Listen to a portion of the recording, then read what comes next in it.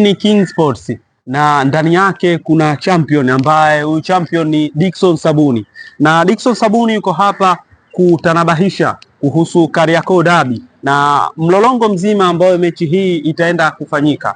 Bwana, mambo vipi? Poa kaka. Uko fresh? Uko poa. Bwana, Kariakoo Derby ni siku ya Jumatano tarehe 25 baada ya migogoro mingi kutokea hapo kati. Sasa tarehe imeshapangwa na ni kesho kutwa tu hapo. Unaizungumziaje mechi? Mechi kwanza kama unavyojua ina muhemko mkubwa, japokuwa kitu ambacho kinaturudisha nyuma ni unajua, katika swala zima la kuuza tiketi zinatakiwa ziuzwe kabla ya wiki, yani mechi labda tarehe 25 kuanzia tarehe 7 tiketi zinatakiwa ziwe zishaanza kuuzwa, au tarehe 15 ile ambayo mechi iliahirishwa tiketi basi zilitakiwa zianze kuuzwa kuanzia tarehe 16. Lakini cha ajabu tumeona leo kama sio jana ndo Yanga wametoa option ya tiketi ambayo mzunguko ni shilingi 5,000. Kwa hiyo unaona kabisa ni kwamba sawa, lakini kwa upande wa Simba sidhani kama wataweza kujaza uwanja.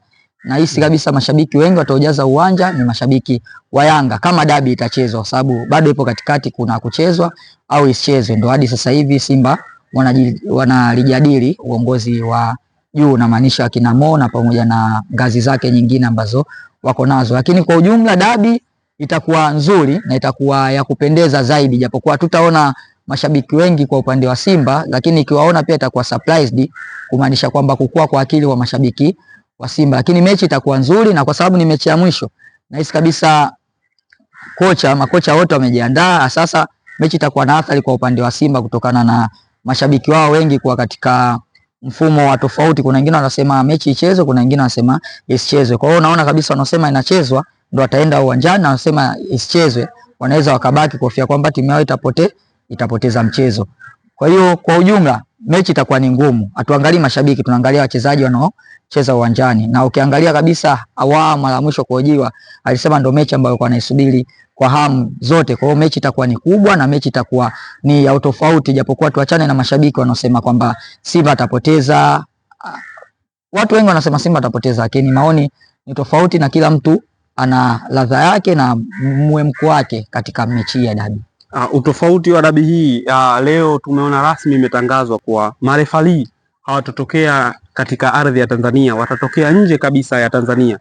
Hii sio mara ya kwanza kuona hapa Afrika. Tumeshaona tayari Ahli na Pyramid wameshafanya sana hivyo, Ahli na Zamalek wameshafanya sana. Labda wewe kwa upande wako ili swala unaliangaliaje?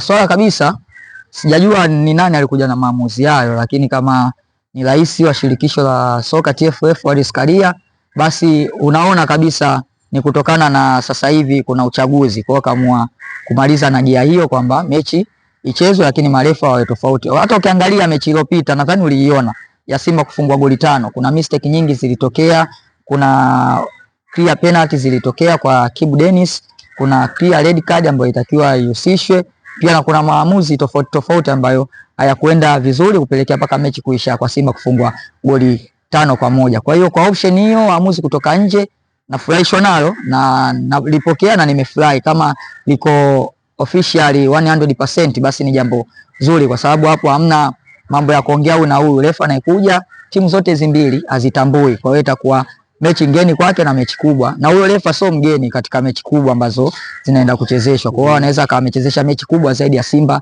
na Yanga. Kwa hiyo mechi itakuwa ya utofauti kabisa na itakuwa nzuri na kupendeza. Kwa hiyo ni washauri mashabiki wote wa pande zote na maeneo tofauti waende waangalie mechi na watu walipie kingamuzi. Shukran sana. Bwana, hiyo ilikuwa ni Sports of Kings na King of Champion ambaye ni kabisa bingwa. Umemsikia hapo uchambuzi wake. Fuatilia chaneli yangu kwa ajili ya taarifa lukuki kabisa. Shukran sana.